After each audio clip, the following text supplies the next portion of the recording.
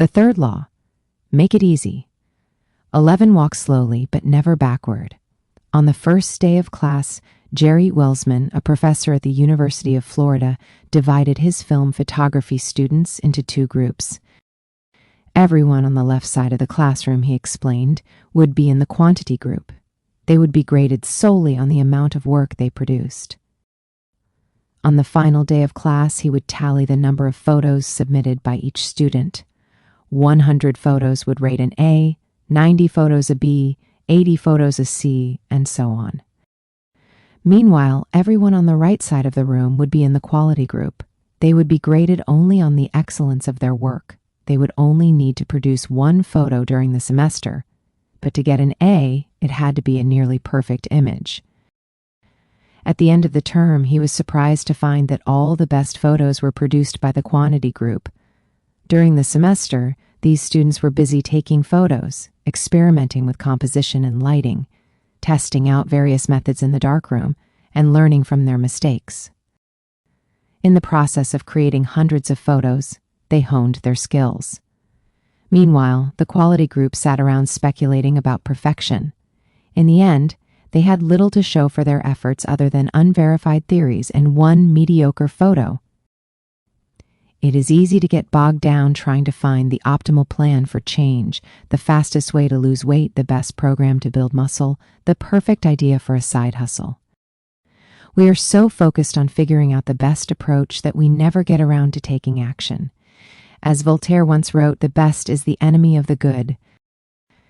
I refer to this as the difference between being in motion and taking action. The two ideas sound similar, but they're not the same. When you're in motion, you're planning and strategizing and learning. Those are all good things, but they don't produce a result. Action, on the other hand, is the type of behavior that will deliver an outcome. If I outline 20 ideas for articles I want to write, that's motion. If I actually sit down and write an article, that's action. If I search for a better diet plan and read a few books on the topic, that's motion. If I actually eat a healthy meal, that's action. Sometimes motion is useful, but it will never produce an outcome by itself. It doesn't matter how many times you go talk to the personal trainer, that motion will never get you in shape. Only the action of working out will get the result you're looking to achieve. If motion doesn't lead to results, why do we do it? Sometimes we do it because we actually need to plan or learn more. But more often than not, we do it because motion allows us to feel like we're making progress without running the risk of failure. Most of us are experts at avoiding criticism.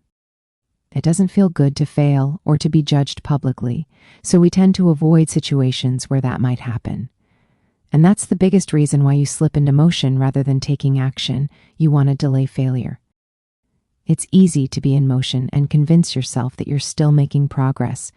You think, I've got conversations going with 4 potential clients right now. This is good. We're moving in the right direction. Or, I brainstormed some ideas for that book I want to write. This is coming together.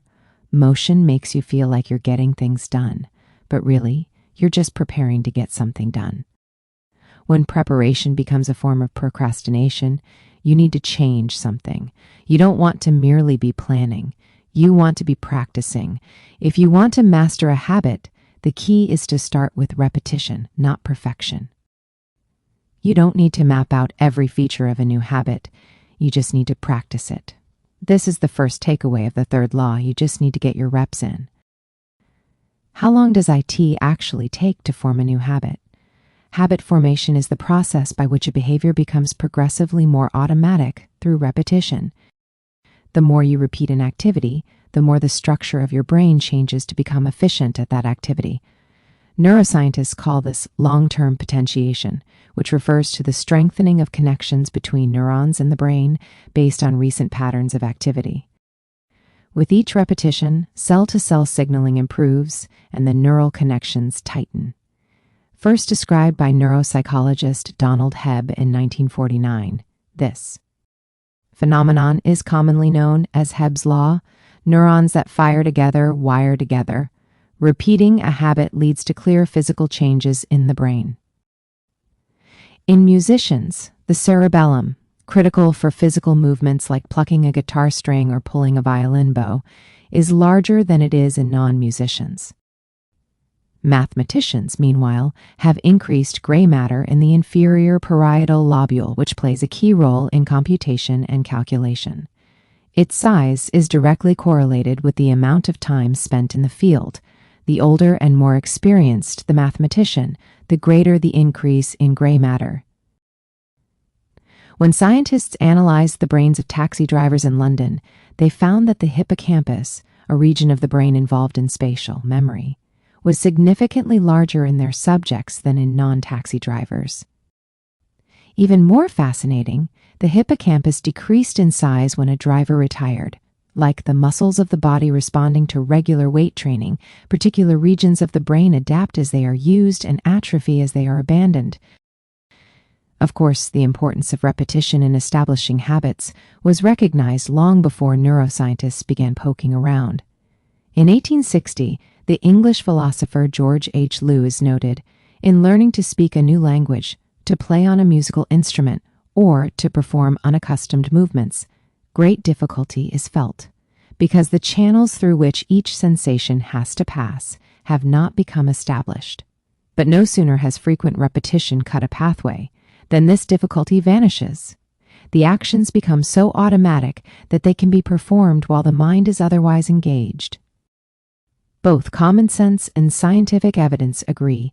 Repetition is a form of change. Each time you repeat an action, you are activating a particular neural circuit associated with that habit. This means that simply putting in your reps is one of the most critical steps you can take to encoding a new habit. It is why the students who took tons of photos improved their skills, while those who merely theorized about perfect photos did not. One group engaged in active practice, the other in passive learning, one in action, the other in motion. All habits follow a similar trajectory from effortful practice to automatic behavior, a process known as automaticity.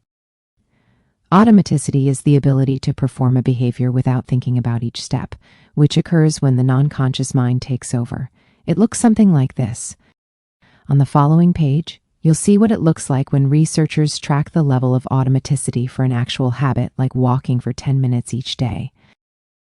The shape of these charts, which scientists call learning curves, reveals an important truth about behavior change. Habits form based on frequency, not time.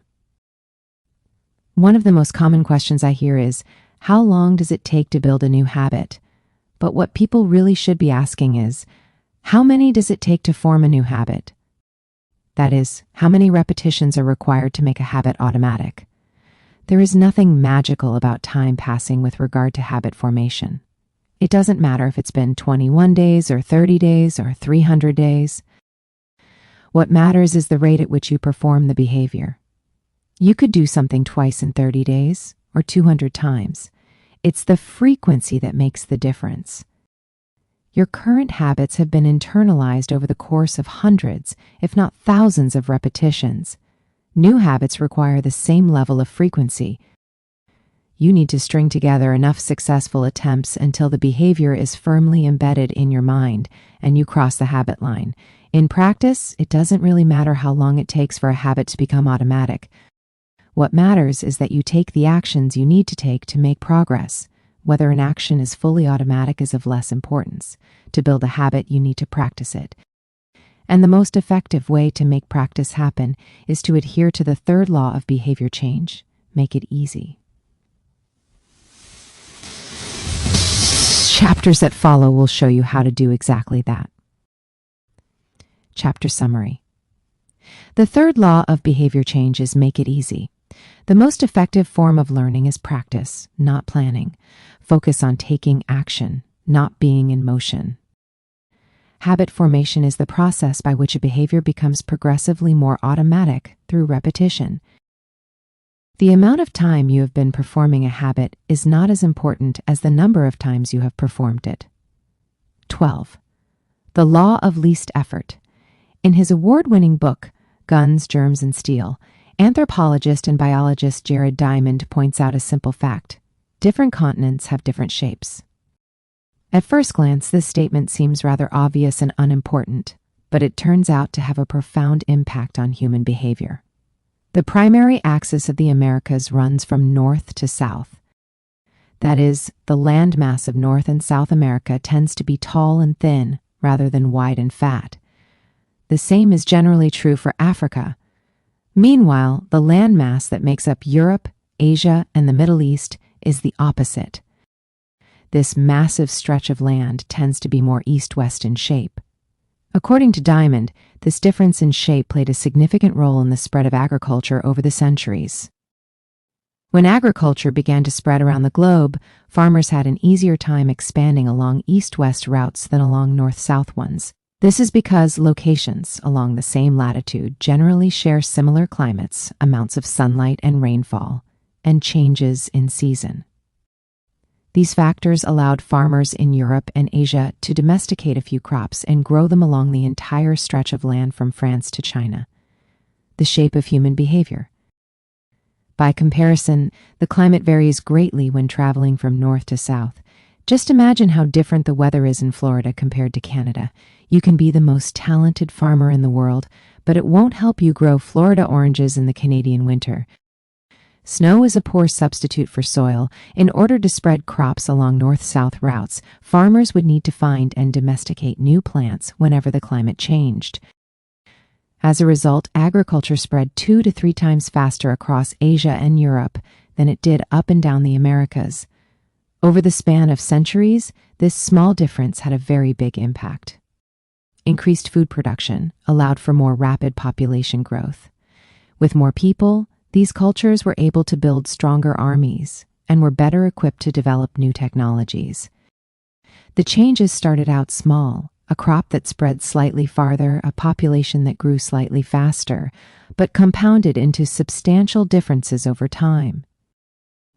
The spread of agriculture provides an example of the third law of behavior change on a global scale. Conventional wisdom holds that motivation is the key to habit change. Maybe if you really wanted it, you'd actually do it. But the truth is, our real motivation is to be lazy and to do what is convenient.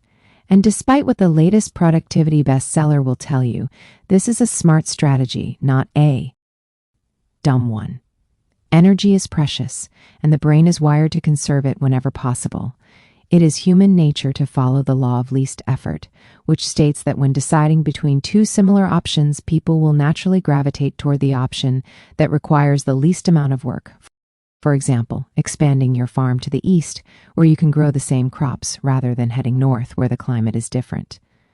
Out of all the possible actions we could take, the one that is realized is the one that delivers the most value for the least effort. We are motivated to do what is easy. Every action requires a certain amount of energy. The more energy required, the less likely it is to occur. If your goal is to do 100 push-ups per day, that's a lot of energy. In the beginning, when you're motivated and excited, you can muster the strength to get started. But after a few days, such a massive effort feels exhausting. Meanwhile, sticking to the habit of doing 1 push-up per day requires almost no energy to get started, and the less energy a habit requires, the more likely it is to occur. Look at any behavior that fills up much of your life, and you'll see that it can be performed with very low levels of motivation. Habits like scrolling on our phones, checking email, and watching television steal so much of our time because they can be performed almost without effort. They are remarkably convenient. In a sense, every habit is just an obstacle to getting what you really want. Dieting is an obstacle to getting fit. Meditation is an obstacle to feeling calm. Journaling is an obstacle to thinking clearly. You don't actually want the habit itself. What you really want is the outcome the habit delivers. The greater the obstacle, that is, the more difficult the habit, the more friction there is between you and your desired end state. This is why it is crucial to make your habits so easy that you'll do them even when you don't feel like it. If you can make your good habits more convenient, you'll be more likely to follow through on them. But what about all the moments when we seem to do the opposite? If we're all so lazy, then how do you explain people accomplishing hard things like raising a child or starting a business or climbing Mount Everest? Certainly, you are capable of doing very hard things. The problem is that some days you feel like doing the hard work, and some days you feel like giving in. On the tough days, it's crucial to have as many things working in your favor as possible so that you can overcome the challenges life naturally throws your way. The less friction you face, the easier it is for your stronger self to emerge. The idea behind Make It Easy is not to only do easy things. The idea is to make it as easy as possible in the moment to do things that pay off in the long run. How to achieve more with less effort. Imagine you are holding a garden hose that is bent in the middle. Some water can flow through, but not very much.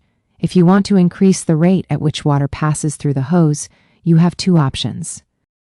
The first option is to crank up the valve and force more water out.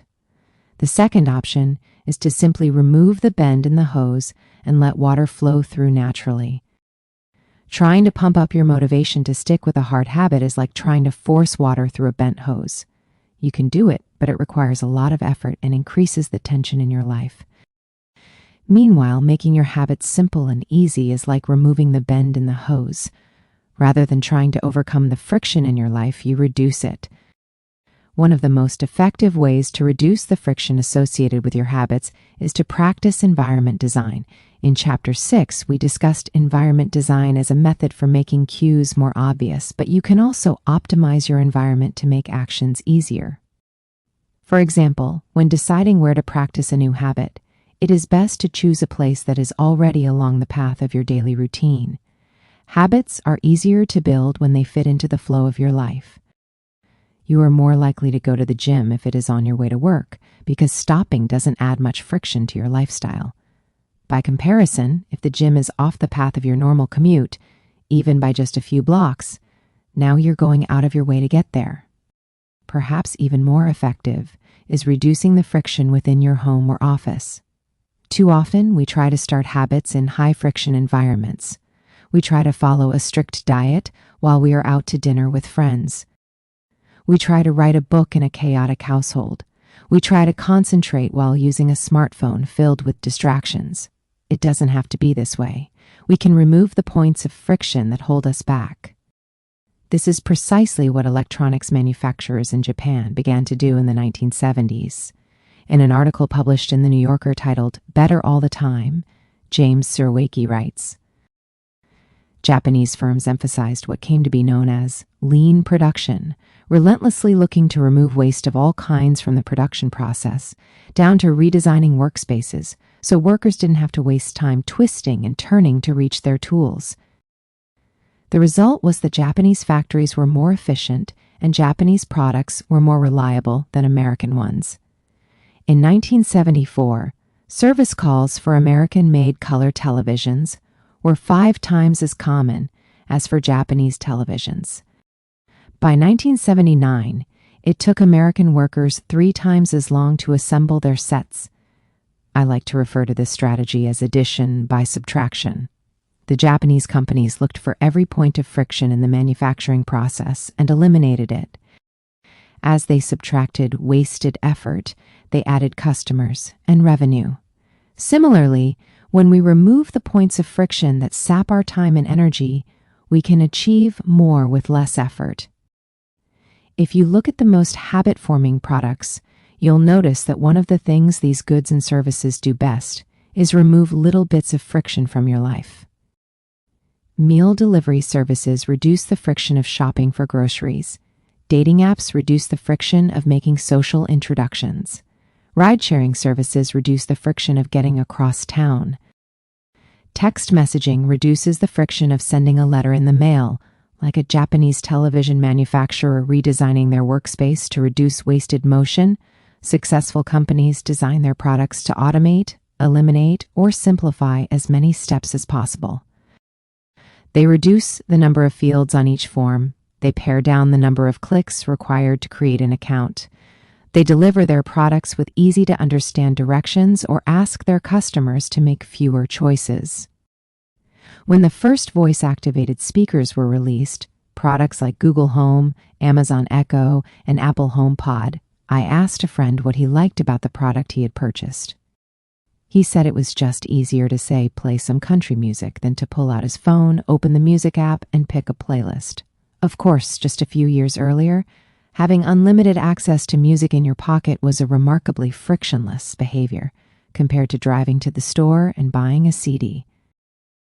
Business is a never-ending quest to deliver the same result in an easier fashion. Similar strategies have been used effectively by governments. When the British government wanted to increase tax collection rates, they switched from sending citizens to a web page where the tax form could be downloaded to linking directly to the form. Reducing that one step in the process increased the response rate from 19.2% to 23.4%. For a country like the United Kingdom, those percentage points represent millions in tax revenue. The central idea is to create an environment where doing the right thing is as easy as possible. Much of the battle of building better habits comes down to finding ways to reduce the friction associated with our good habits and increase the friction associated with our bad ones. Prime the environment for future use. Oswald Knuckles is an IT developer from Natchez, Mississippi. He is also someone who understands the power of priming his environment. Knuckles dialed in his cleaning habits by following a strategy he refers to as resetting the room. For instance, when he finishes watching television, he places the remote back on the TV stand, arranges the pillows on the couch, and folds the blanket. When he leaves his car, he throws any trash away. Whenever he takes a shower, he wipes down the toilet while the shower is warming up.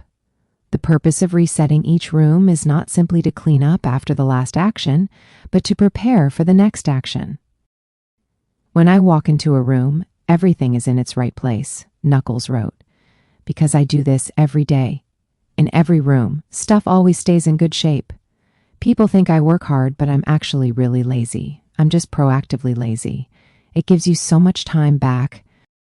Whenever you organize a space for its intended purpose, you are priming it to make the next action easy. For instance, my wife keeps a box of greeting cards that are presorted by occasion: birthday, sympathy, wedding, graduation, and more. Whenever necessary, she grabs an appropriate card and sends it off. She is incredibly good at remembering to send cards because she has reduced the friction of doing so. For years, I was the opposite. Someone would have a baby and I would think, I should send a card. But then weeks would pass, and by the time I remembered to pick one up at the store, it was too late. The habit wasn't easy. There are many ways to prime your environment so it's ready for immediate use. If you want to cook a healthy breakfast, place the skillet on the stove, set the cooking spray on the counter, and lay out any plates and utensils you'll need the night before. When you wake up, making breakfast will be easy. Want to draw more? Put your pencils, pens, notebooks, and drawing tools on top of your desk, within easy reach. Want to exercise? Set out your workout clothes, shoes, gym bag, and water bottle ahead of time. Want to improve your diet? Chop up a ton of fruits and vegetables on weekends and pack them in containers so you have easy access to healthy, ready-to-eat options during the week. These are simple ways to make the good habit the path of least resistance.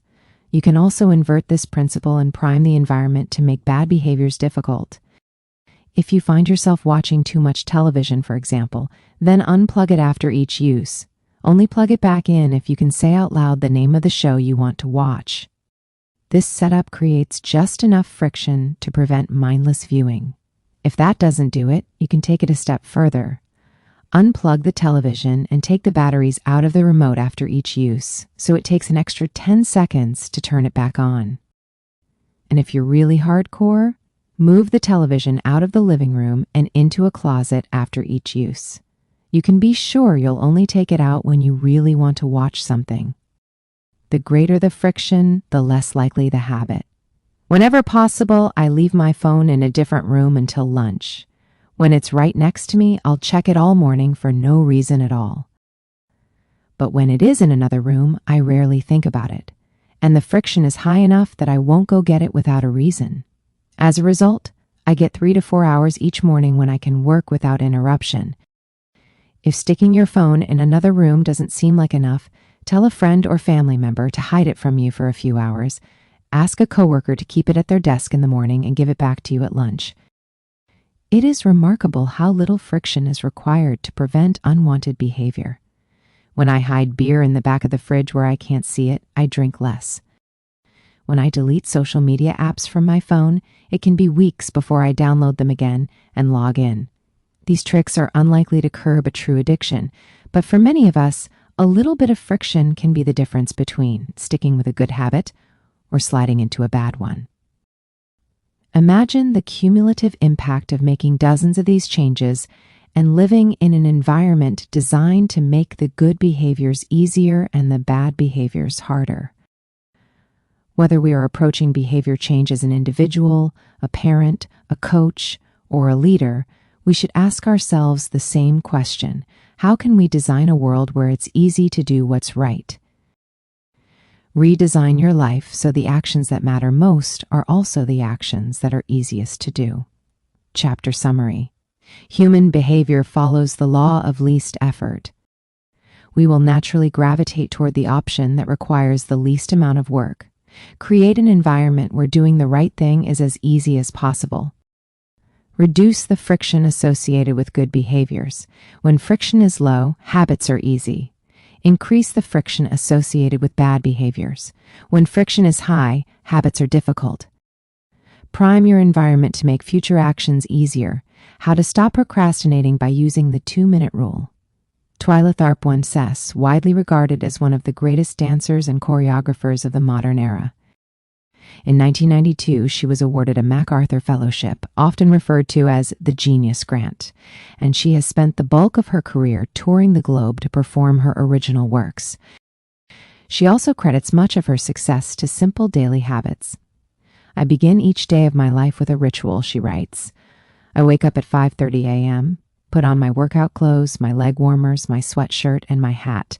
I walk outside my Manhattan home, hail a taxi, and tell the driver to take me to the Pumping Iron Gym at 91st Street and 1st Avenue, where I work out for 2 hours. The ritual is not the stretching and weight training I put my body through each morning at the gym. The ritual is the cab. The moment I tell the driver where to go, I have completed the ritual. It's a simple act, but doing it the same way each morning habitualizes it, makes it repeatable, easy to do. It reduces the chance that I would skip it or do it differently. It is one more item in my arsenal of routines and one less thing to think about. Hailing a cab each morning may be a tiny action, but it is a splendid example of the third law of behavior change. Researchers estimate that 40 to 50% of our actions on any given day are done out of habit. This is already a substantial percentage, but the true influence of your habits is even greater than these numbers suggest. Habits are automatic choices that influence the conscious decisions that follow. Yes, a habit can be completed in just a few seconds, but it can also shape the actions that you take for minutes or hours afterward.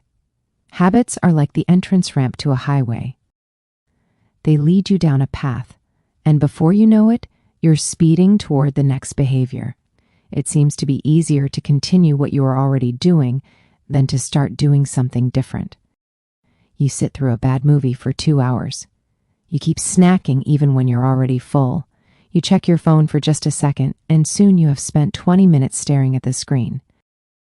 In this way, the habits you follow without thinking often determine the choices you make when you are thinking.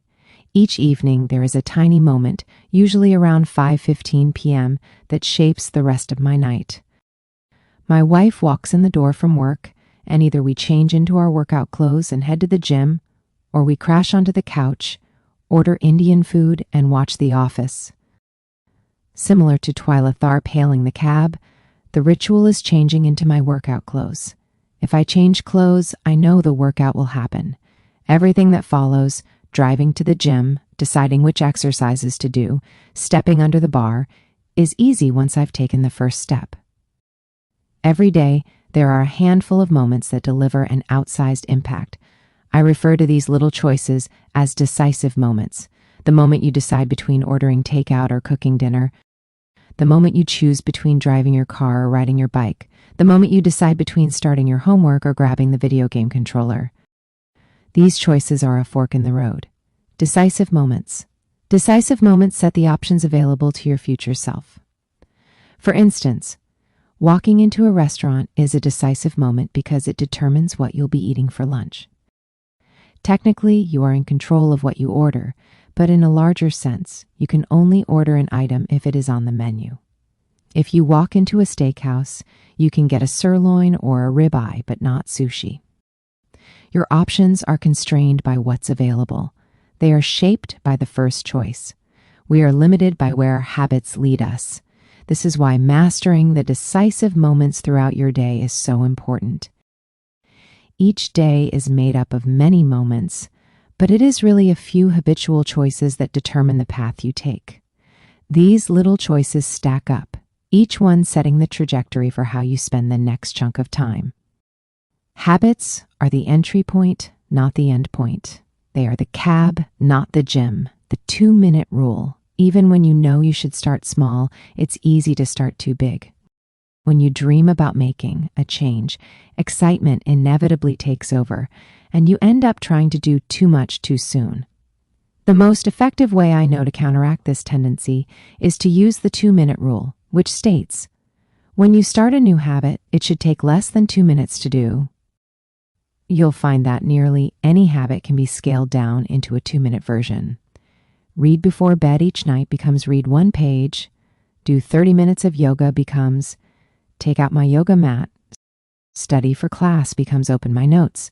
Fold the laundry becomes fold 1 pair of socks. Run 3 miles becomes tie my running shoes.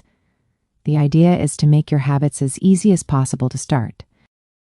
Anyone can meditate for 1 minute, read 1 page, or put 1 item of clothing away. And as we have just discussed, this is a powerful strategy because once you have started doing the right thing, it is much easier to continue doing it. A new habit should not feel like a challenge. The actions that follow can be challenging, but the first 2 minutes should be easy. What you want is a gateway habit that naturally leads you down a more productive path. You can usually figure out the gateway habits that will lead to your desired outcome by mapping out your goals on a scale from very easy to very hard. For instance, running a marathon is very hard. Running a 5K is hard. Walking 10,000 steps is moderately difficult. Walking 10 minutes is easy. And putting on your running shoes is very easy. Your goal might be to run a marathon, but your gateway habit is to put on your running shoes. That's how you follow the 2-minute rule. Very easy. Put on your running shoes, write 1 sentence, open your notes, easy walk, 10 minutes. Write 1 paragraph, study for 10 minutes. Moderate walk 10,000 steps. Write 1,000 words, study for 3 hours. Run a 5K hard. Write a 5,000-word article. Get straight A's very hard, run a marathon. Write a book, earn a PhD. People often think it's weird to get hyped about reading 1 page or meditating for 1 minute or making 1 sales call. But the point is not to do one thing. The point is to master the habit of showing up.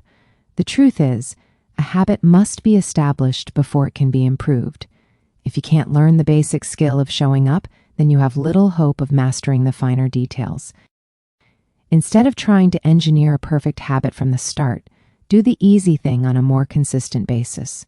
You have to standardize before you can optimize. As you master the art of showing up, the first 2 minutes simply become a ritual at the beginning of a larger routine. This is not merely a hack to make habits easier, but actually the ideal way to master a difficult skill. The more you ritualize the beginning of a process, the more likely it becomes that you can slip into the state of deep focus that is required to do great things. By doing the same warm-up before every workout, you make it easier to get into a state of peak performance. By following the same creative ritual, you make it easier to get into the hard work of creating. By developing a consistent power-down habit, you make it easier to get to bed at a reasonable time each night. You may not be able to automate the whole process, but you can make the first action mindless. Make it easy to start and the rest will follow. The 2-minute rule can seem like a trick to some people. You know that the real goal is to do more than just 2 minutes, so it may feel like you're trying to fool yourself. Nobody is actually aspiring to read one page or do one push-up or open their notes. And if you know it's a mental trick, why would you fall for it? If the 2-minute rule feels forced, try this. Do it for 2 minutes and then stop. Go for a run, but you must stop after 2 minutes. Start meditating, but you must stop after 2 minutes. Study Arabic, but you must stop after 2 minutes. It's not a strategy for starting, it's the whole thing. Your habit can only last 120 seconds. One of my readers used this strategy to lose over 100 pounds. In the beginning, he went to the gym each day, but he told himself he wasn't allowed to stay for more than 5 minutes. He would go to the gym, exercise for 5 minutes, and leave as soon as his time was up. After a few weeks, he looked around and thought, well, I'm always coming here anyway. I might as well start staying a little longer. A few years later, the weight was gone. Journaling provides another example. Nearly everyone can benefit from getting their thoughts out of their head and onto paper, but most people give up after a few days or avoid it entirely because journaling feels like a chore. The secret is to always stay below the point where it feels like work. Greg McKeown, a leadership consultant from the United Kingdom, built a daily journaling habit by specifically writing less than he felt like. He always stopped journaling before it seemed like a hassle. Ernest Hemingway believed in similar advice for any kind of writing. The best way is to always stop when you are going good, he said. Strategies like this work for another reason, too. They reinforce the identity you want to build. If you show up at the gym 5 days in a row, even if it's just for 2 minutes, you are casting votes for your new identity. You're not worried about getting in shape. You're focused on becoming the type of person who doesn't miss workouts. You're taking the smallest action that confirms the type of person you want to be. We rarely think about change this way because everyone is consumed by the end goal. But one push-up is better than not exercising. 1 minute of guitar practice is better than none at all. 1 minute of reading is better than never picking up a book. It's better to do less than you hoped than to do nothing at all. At some point, once you've established the habit and you're showing up each day, you can combine the 2-minute rule with a technique we call habit shaping to scale your habit back up toward your ultimate goal. Start by mastering the first 2 minutes of the smallest version of the behavior. Then advance to an intermediate step and repeat the process, focusing on just the first 2 minutes and mastering that stage before moving on to the next level. Eventually, you'll end up with the habit you had originally hoped to build while still keeping your focus where it should be, on the first 2 minutes of the behavior. Examples of habit shaping: becoming an early riser, becoming vegan. Phase 1, change into workout clothes. Phase 2, step out the door. Phase 3, drive to the gym, exercise for 5 minutes and leave. Phase 4, exercise for 15 minutes at least once per week. Phase 5, exercise 3 times per week. Nearly any larger life goal can be transformed into a 2-minute behavior. I want to live a healthy and long life. I need to stay in shape. I need to exercise. I need to change into my workout clothes. I want to have a happy marriage. I need to be a good partner. I should do something each day to make my partner's life easier. I should meal plan for next week. Whenever you are struggling to stick with a habit, you can employ the 2-minute rule. It's a simple way to make your habits easy. Chapter summary. Habits can be completed in a few seconds, but continue to impact your behavior for minutes or hours afterward. Many habits occur at decisive moments, choices that are like a fork in the road and either send you in the direction of a productive day or an unproductive one. The 2-minute rule states, when you start a new habit, it should take less than 2 minutes to do. The more you ritualize the beginning of a process, the more likely it becomes that you can slip into the state of deep focus that is required to do great things. Standardize before you optimize. You can't improve a habit that doesn't exist. How to make good habits inevitable and bad habits impossible. In the summer of 1830, Victor Hugo was facing an impossible deadline. 12 months earlier, the French author had promised his publisher a new book, but instead of writing, he spent that year pursuing other projects, entertaining guests, and delaying his work. Frustrated, Hugo's publisher responded by setting a deadline less than 6 months away. The book had to be finished by February 1831. Hugo concocted a strange plan to beat his procrastination. He collected all of his clothes and asked an assistant to lock them away in a large chest. He was left with nothing to wear except a large shawl. Lacking any suitable clothing to go outdoors, he remained in his study and wrote furiously during the fall and winter of 1830. The Hunchback of Notre Dame was published 2 weeks early on January 14, 1831. Sometimes success is less about making good habits easy and more about making bad habits hard. This is an inversion of the third law of behavior change. Make it difficult. If you find yourself continually struggling to follow through on your plans, then you can take a page from Victor Hugo and make your bad habits more difficult by creating what psychologists call a commitment device. A commitment device is a choice you make in the present that controls your actions in the future. It is a way to lock in future behavior, bind you to good habits, and restrict you from bad ones. When Victor Hugo shut his clothes away so he could focus on writing, he was creating a commitment device. There are many ways to create a commitment device. You can reduce overeating by purchasing food in individual packages rather than in bulk size. You can voluntarily ask to be added to the banned list at casinos and online poker sites to prevent future gambling sprees. I've even heard of athletes who have to make weight for a competition choosing to leave their wallets at home during the week before weigh-in, so they won't be tempted to buy fast food. As another example, my friend and fellow habits expert Nir Eyal purchased an outlet timer, which is an adapter that he plugged in between his internet router and the power outlet. At 10 p.m. each night, the outlet timer cuts off the power to the router. When the internet goes off, everyone knows it is time to go to bed. Commitment devices are useful because they enable you to take advantage of good intentions before you can fall victim to temptation.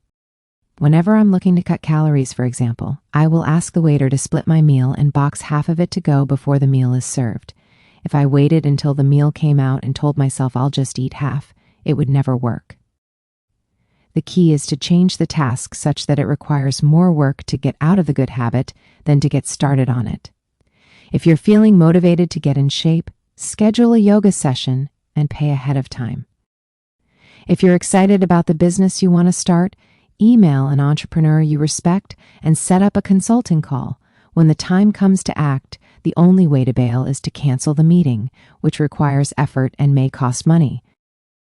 Commitment devices increase the odds that you'll do the right thing in the future by making bad habits difficult in the present. However, we can do even better. We can make good habits inevitable and bad habits impossible.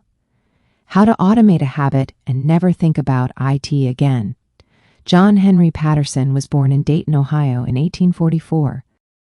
He spent his childhood doing chores on the family farm and working shifts at his father's sawmill. After attending college at Dartmouth, Patterson returned to Ohio and opened a small supply store for coal miners. It seemed like a good opportunity. The store faced little competition and enjoyed a steady stream of customers, but still struggled to make money. That was when Patterson discovered his employees were stealing from him. In the mid-1800s, employee theft was a common problem.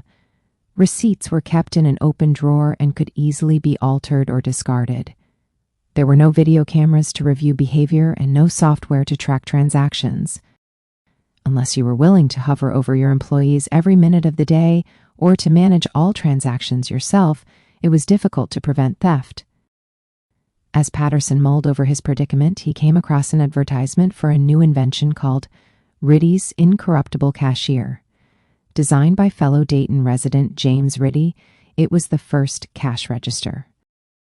The machine automatically locked the cash and receipts inside after each transaction. Patterson bought 2 for $50 each. Employee theft at his store vanished overnight. In the next 6 months, Patterson's business went from losing money to making $5,000 in profit, the equivalent of more than $100,000 today. Patterson was so impressed with the machine that he changed businesses. He bought the rights to Ritty's invention and opened the National Cash Register Company.